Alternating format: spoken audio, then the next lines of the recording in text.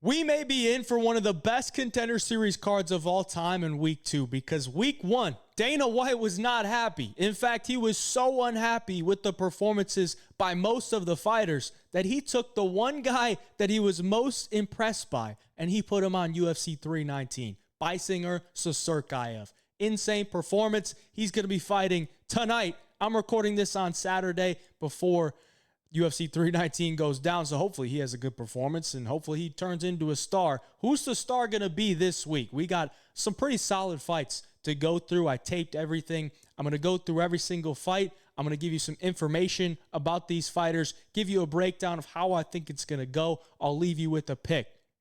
Now, you're probably wondering why Greg Hardy is on the screen, because why would he be? He's not fighting. But if you watch last week's Dana White Contender Series Week 1 breakdown, I said every week, I'm going to throw a Dana White Contender Series legend on the screen because I'm not really sure what to put on this screen in the intro. So this week, it's Greg Hardy. Why is he a legend? Because I'm pretty sure he's the only guy in Dana White Contender Series history to make his pro MMA debut on DWCS. So obviously, Greg Hardy, not a great UFC career, but a legend in the Dana White Contender Series realm. Now, let's get into the breakdowns because I'm sure you're not really looking for Greg Hardy stuff. First fight of the night is a good one. Now, I got to point out, I did add a little thing to the graphics here that I think could come in handy. This is, how many KOs they have, how many KO losses they have, submissions, and decisions. So I got all those for all the fights. Hopefully that helps you out.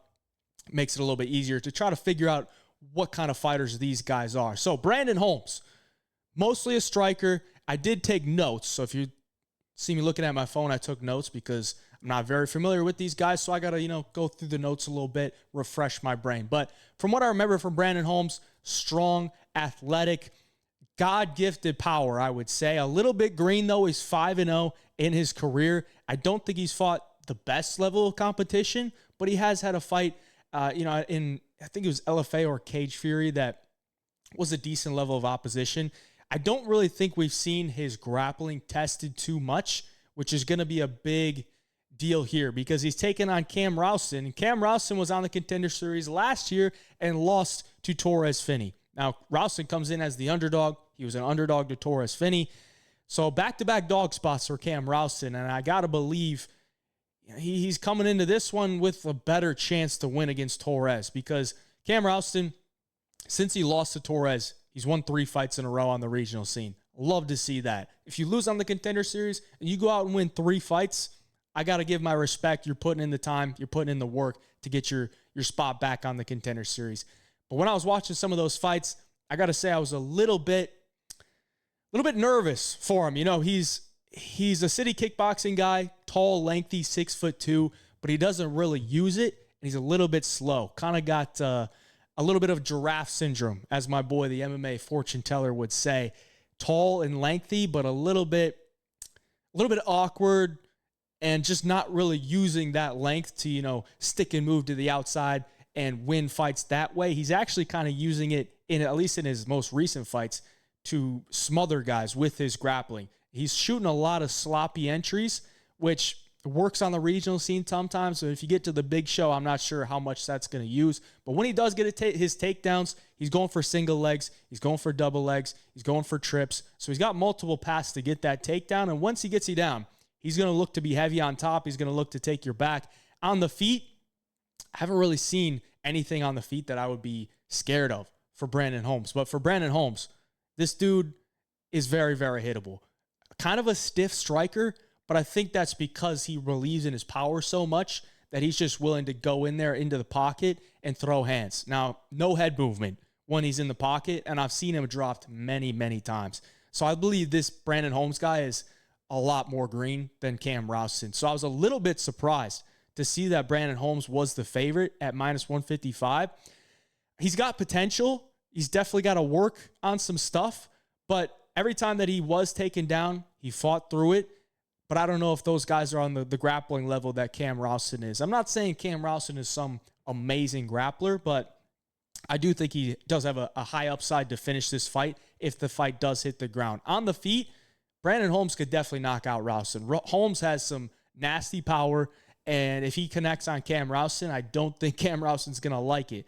And if Cam Rowston is shooting a bunch of sloppy takedowns, I think Brandon Holmes is going to make him pay. So more than anything, I don't think this fight's hitting the scorecards. And especially after last week in week 1, I don't see it going the distance. But if I'm going to give you a pick, I got to take Cam Rowston, man. I just think he's a little bit more experienced in MMA. I think he has more ways to win the fight. Considering I've seen Brandon Holmes hurt on multiple occasions, I'm not going to rule out that Cam Rowston lands something on the feet that hurts Brandon Holmes. But if there's a knockout, I probably do expect it to be Brandon Holmes. I just think Rowston's a little bit more well-versed in MMA at this point in their careers. And we just saw last week, Yuri Panfarov, second fight on the Contender Series, pull it off as the dog. So give me Cam Rowston as the pick. I was shocked to see that he was an underdog here. Moving on.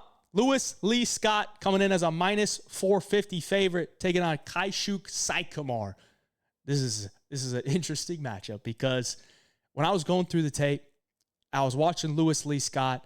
I was like, dude, this guy fights like somebody I know. Like it's very similar to a fighting style that I know.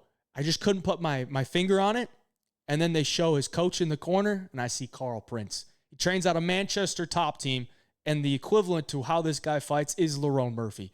A lot of feints, a lot of footwork, not very aggressive on the feet, but very calculated. And when he gets the fight to the ground, his offensive wrestling is pretty dang good.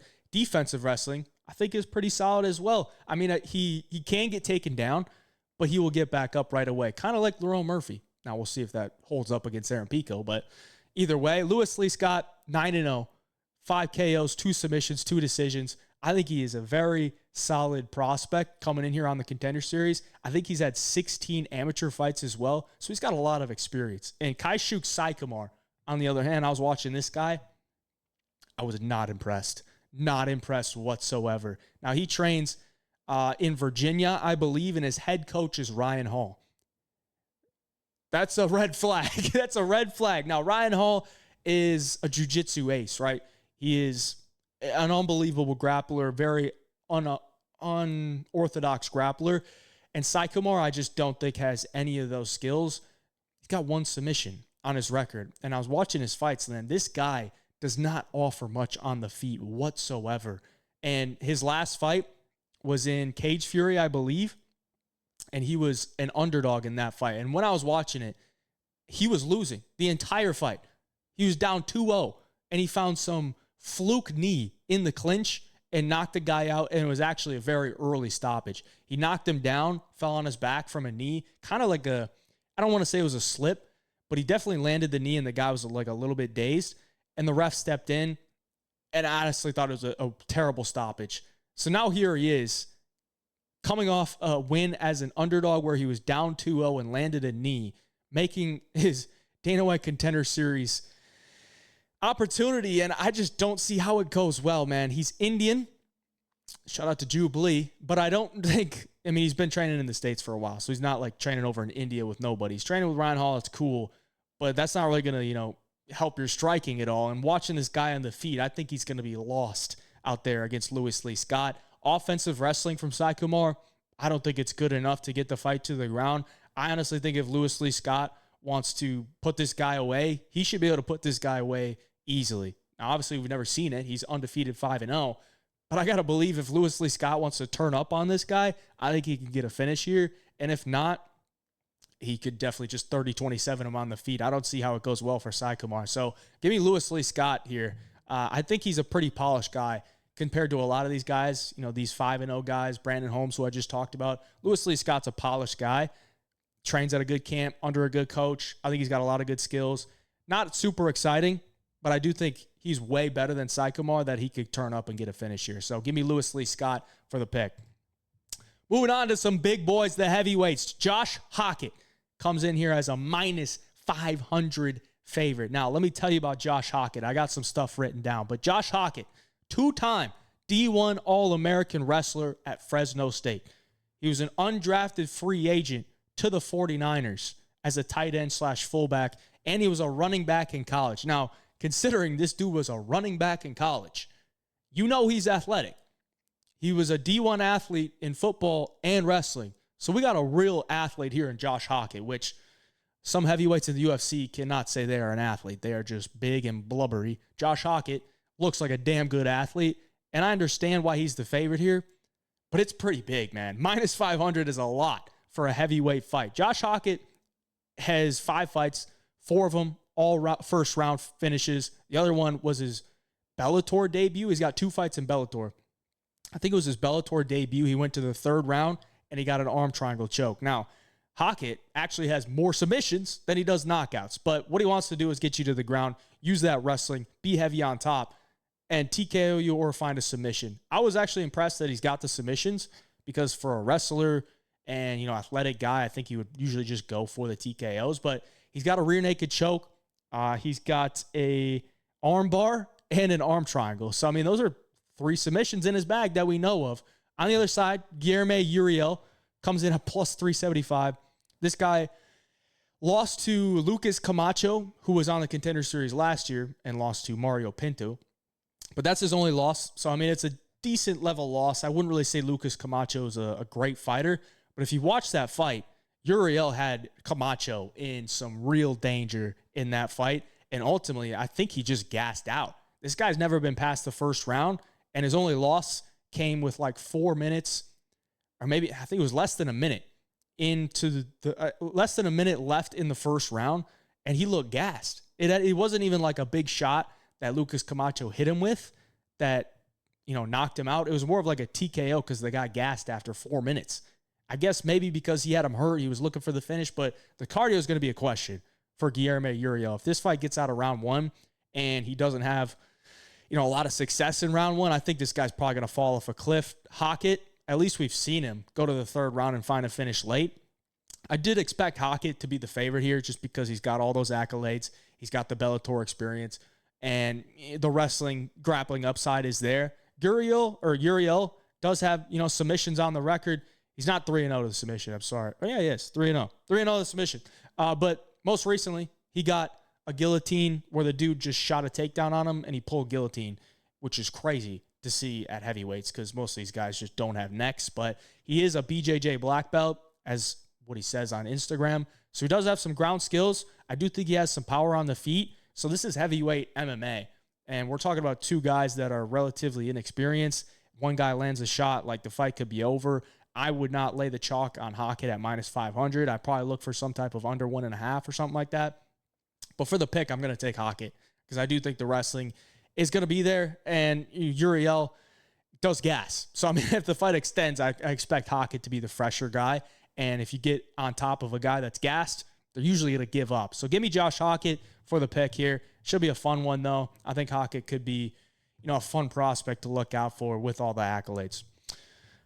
All right, technically the co-main event, right? Tommy Cuozzi coming in as a big dog at plus 276, taking on Ramiro Jimenez. Now, this Jimenez guy is, I would definitely say, one of these guys that the UFC probably wants to win because he's Mexican, and he does have a pretty fun fight style. On the other side, Tommy Cuozzi, I was watching his tape, and if you try to watch this guy's tape, you're going to be not impressed by the quality of the video because the video is literally like cage side. Imagine somebody sitting cage side and they're just recording on their phone so you're watching through the cage. It's terrible. He's fighting in high school gyms. Really what I'm trying to say is the level of competition that Cuozzi is facing, very bad. Very, very bad. And Cuozzi pretty much just goes in there and tries to brawl. Just tries to brawl, tries to take these guys' heads off.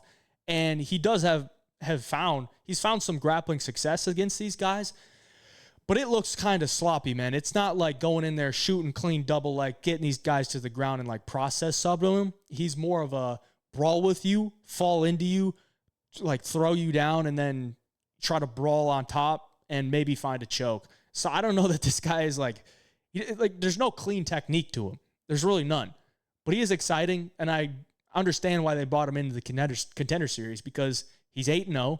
He's got all wins inside the first 2 rounds, I believe. I think 7 of them are all in round 1. So, he's an exciting guy. He's going to go in there and he's going to go for the finish. But I do think skill for skill, Jimenez is just levels above him. I did expect him to be a favorite. I expected him to be above minus 200. Minus 351 is, I don't want to say it's concerning, but, you're getting to the point where there's not a lot of room for error there at minus 351. And I'm watching Jimenez. I've seen him hurt on multiple occasions as well. He's a southpaw striker, throws some pretty heavy shots, but he is there to be hit. He's kind of one of these guys that I want to relate it to if you're just hitting a heavy bag, right? You're hitting a heavy bag, you go in, you enter, you throw your combination, and then you just sit there. There's no entries. He's very bad on his exits. When he's throwing his shots, he kind of just throws them and then stops. There's no exits, and that's a real problem because after you throw your punches, if the guy throws back, you're there to be hit, and you're there to be hit hard because you're not moving backwards and you're not, escaping the danger. So there's my red flag for Jimenez, but I do think he's the overall better fighter here, who's faced better level of competition, and I think he should be able to get it done. And if, the fight gets into round 2, I don't know that Cuozzi is going to be able to keep up the pace that he's normally used to. And Jimenez has been in decision a couple times. And he's been in some wars as well. There was one fight, I think I wrote it down. Yeah. There's one fight on YouTube. Pablo Burgos versus Ramiro Jimenez. Go watch that on YouTube if you're looking for a fun fight. That fight was a scrap and a half. I think both guys had each other knocked down like 2 or 3 times. Insane. But give me Ramiro Jimenez for the pick here. Now, before we get into the featured bout of the night, I want to remind you, if you want all my bets on Dana White Contender Series, on UFC, as you can see on the screen, we got Contender Series, we got UFC China, and then we got Contender Series again. So if you sign up with code HeyJive or code Dana, you'll get a 7-day free trial. So that'll get you the Contender Series bets, the UFC China bets, and the Contender Series bets next week. On the year, we're positive 44.35 units, trying to surpass our mark that we were at in 2023. And last year, we were up over 100 units. So we're cooking there. Last year on the Contender Series, we were positive 15.48. And my boy Nolan cooked even better than I did at 16.66 units last year on the Contender Series. If you want all the bets, link down in the description below. Join the Home of Fight Picks Premium membership to get all the bets there. Now, for the featured bout of the night, we got Manuel Exposito taking on Jose Delano. Delano comes in as minus 450. Big favorite here. Both guys got a lot of MMA experience, and I think that's probably why they put them in the featured bout, because these guys are tried and true. I mean, they're tested. Exposito's got 15 fights, Delano 18 fights. Delano he's mainly been having his career in LFA recently, which is a very respected promotion. And usually when that is the case, where you get one guy that's been fighting in LFA a lot and one guy that hasn't, Delano being the guy that fought in LFA, probably going to be the favorite because he's fought the better level of competition. But I do think Exposito can have some success here, but he's got to get the fight to the ground. Exposito is, without a doubt, a tried and true grappler. This guy does not want to be on the feet. He's very stiff. He's very hittable. He does have some power in his shots, but he's kind of, I don't want to say he's got T-Rex arms. It's just like his entries aren't very that good. He's kind of just throwing these big hooks upstairs so that he can level change, but if those big hooks land, like, he's definitely got some pop in those shots. He's 25, still getting better. Delano, I would say, is the more proven guy in this matchup. That's why I thought he would be the favorite. He fought Gabriel Santos, I think in 2023. Yeah, he fought Gabriel Santos in 2023. Gabriel Santos, UFC fighter, very touted prospect when he came into the UFC, arguably beat Lerone Murphy in his UFC debut.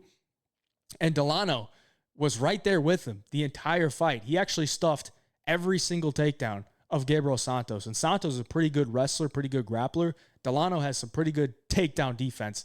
And ultimately what happened is, in round 3, Gabriel Santos, being the demon that he is, just turned it up, landed a big body shot, and Delano folded. Delano, pretty rangy striker, southpaw guy. And I think that he's definitely going to have the striking advantage here, but I think he's probably going to be able to keep that range against Exposito, who I think struggles to close the range. And up against the cage, if Exposito's looking for those takedowns, I think Delano's takedown defense is good enough to stuff most of them. If Exposito gets him to the ground, though, this guy's going to attack. He's going to try to be very heavy on top. He's going to look to back take you, and he's going to attack submissions. And a lot of times he's going to fall out of position attacking those submissions. So, you got to watch out for Exposito, possibly finding the back, finding the neck, looking for a sub. But overall, over the course of 15 minutes, I think Delano should be able to get this one done fairly easily. I could even see him getting a knockout here if Exposito's shooting some sloppy takedowns. He's got some good knees up the middle. He mixes up his weapons very, very well. Got really good footwork. He'll throw knees. He'll throw kicks. He'll throw his hands. He's got elbows. He uses it very well. He's just very polished at this point in his career, and I think he gets it done. So give me Jose Delano for the pick here. Minus 450 is a little bit pricey, but I really struggle to see how he loses outside of some takedown to back take, kind of like I don't want to say a fluke win, but it'd have to be like shocking to where like it happens very, very quickly where Exposito gets it done. So give me Jose Delano for the pick. Appreciate y'all for watching. Like the video for me. Subscribe to the channel. These Dana White Contender Series breakdowns are a lot of fun. We got some new faces in there. It's cool. And hopefully you guys enjoy. Appreciate y'all. Until next time, hey, job picks.